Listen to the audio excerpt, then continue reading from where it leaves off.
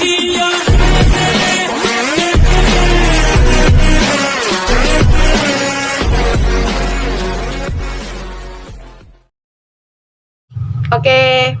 kembali lagi bersama saya Dewa Ayu Puturati Febriani, NPM 2019 111198 dari Prodi Akuntansi semester 2 pagi. Oke, sebelumnya selamat pagi Ibu Teresia Rian Kusumawati SEMM selaku dosen pengampu pengantar manajemen. Nah, di sini saya sendiri akan menjelaskan sedikit materi dari bab 4, yaitu lingkungan dan budaya organisasi. Nah, apa sih lingkungan dan budaya organisasi tersebut? Pada dasarnya, organisasi juga bagian dari lingkungan dan masyarakatnya. Organisasi juga sebagai kumpulan orang-orang yang tidak dapat dilepaskan dari lingkungan itu sendiri. Lingkungan juga dapat menjadi faktor penghambat maupun faktor pendukung dalam organisasi atau perusahaan itu sendiri. Di dalam lingkungan dan budaya organisasi, terdapat dua macam lingkungan organisasi. Nah, yang pertama yaitu lingkungan internal organisasi, yaitu di dalamnya ada pemilik, tim manajemen, anggota atau pekerja, serta lingkungan fisik organisasinya. Lalu ada yang kedua, lingkungan eksternal organisasi, yang di dalamnya ada pelanggan, pesaing, pemasok, serta pemerintah. Oke, baiklah, saya akan menjawab pertanyaan dari beliau, yaitu ada dua pertanyaan. Pertanyaan yang pertama yaitu, lingkungan selalu berubah.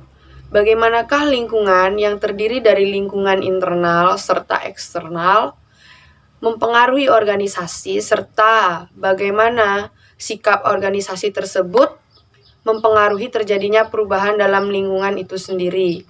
Oke, baik, saya akan menjawabnya. Lingkungan memang selalu berubah. Lingkungan memang selalu mempengaruhi organisasi itu sendiri dalam melakukan segala macam aktivitas, baik secara langsung maupun secara tidak langsung.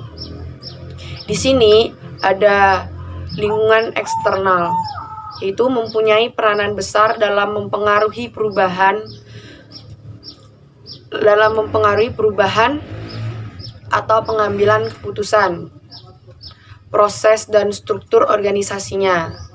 Maka lingkungan eksternal penting untuk selalu dipantau maupun dianalisis.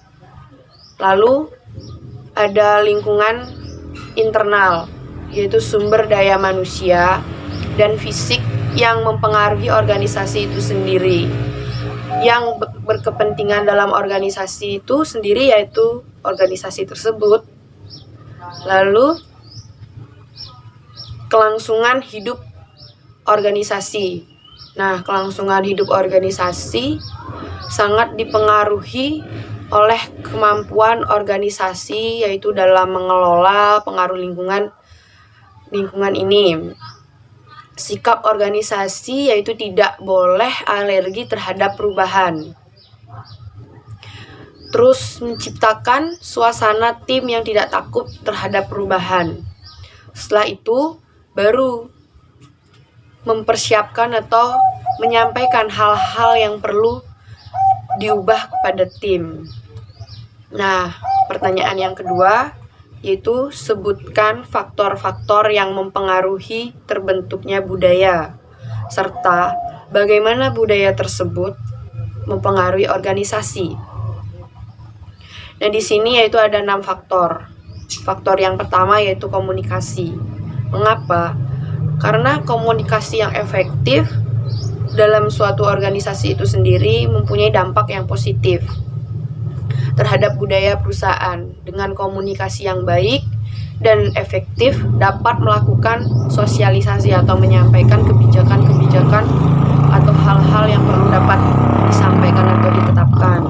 Lalu yang kedua yaitu ada motivasi, yaitu upaya perusahaan memotivasi karyawan akan menunjukkan bagaimana perusahaan memandang sumber daya manusianya yang ada di dalamnya. Ini juga termasuk dalam budaya perusahaan itu sendiri. Lalu yang ketiga yaitu ada karakteristik organisasi, yaitu ukuran dan kompleksitas organisasi akan menentukan tingkat spesialisasi dan hubungan personal. Yang selanjutnya mempengaruhi tingkat otoritas perusahaan tersebut. Lalu yang keempat yaitu proses administrasi. Pemberian penghargaan terhadap yang berprestasi, contohnya kepada karyawan itu sendiri. Misal karyawan bisa kerja melebihi batas jam kerjanya tersebut. Lalu pihak perusahaan memberikan apresiasi kepada karyawannya. Ini juga membentuk suatu toleransi terhadap konflik dan kerja kelompok yang terjadi. Proses ini juga sudah sering sekali terjadi dan telah membudaya, karena akan menunjukkan yang berhasil dalam suatu perusahaan itu sendiri.